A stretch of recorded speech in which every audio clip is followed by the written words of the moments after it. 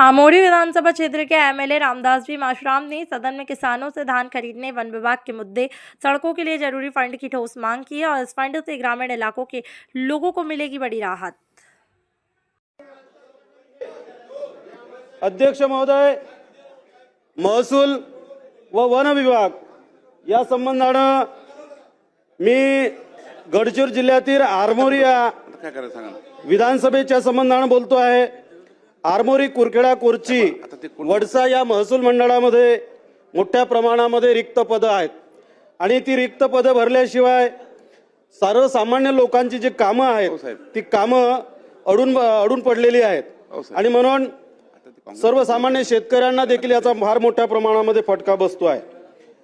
या माझ्या आरमोरी विधानसभेचा विचार केला, गडचिरोली जिल्ह्याचा विचार केला तर त्या ठिकाणी मोठ्या प्रमाणामध्ये पावसाचं प्रमाण आहे आणि त्यामुळे यावर्षी जे काही अवकाळी पाऊस पडला त्या पावसामुळे पिकाचं फार मोठ्या प्रमाणात नुकसान देखील झालेलं आहे। पिकाचं नुकसान हे केवळ अवकाळी पावसामुळे नाही तर आता देखील माझ्या जिल्ह्यामध्ये, माझ्या विधानसभा क्षेत्रामध्ये हत्याचं, वाघाचं आणि अस्वलीचा फार मोठा धुमाकूळ आहे।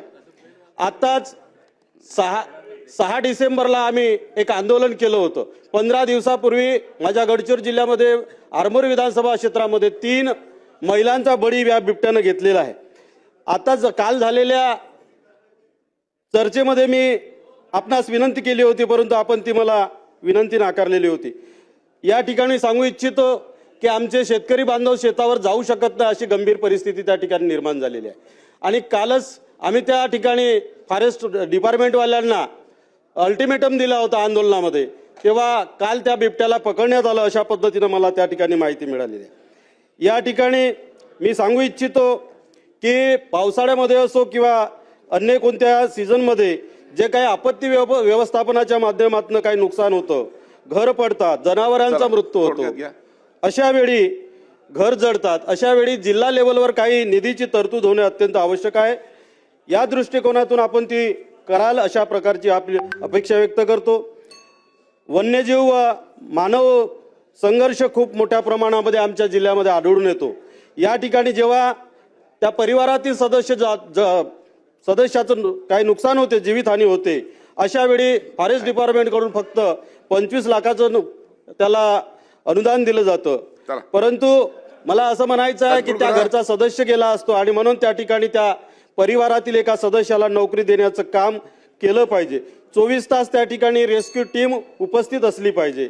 अशा प्रकारे या ठिकाणी मी आपल्यास आग्रहाची विनंती करतो आहे। या ठिकाणी आणखी एक महत्त्वाचा मुद्दा आहे, धान खरेदी केंद्र आमच्या गडचिरोली जिल्ह्यामध्ये TDC आणि फेडरेशनच्या मार्फतीने चालू होत असतात, परंतु मागील रब्बी हंगामाचे देखील पैसे अजूनपर्यंत शेतकऱ्यांना मिळाले नव्हते।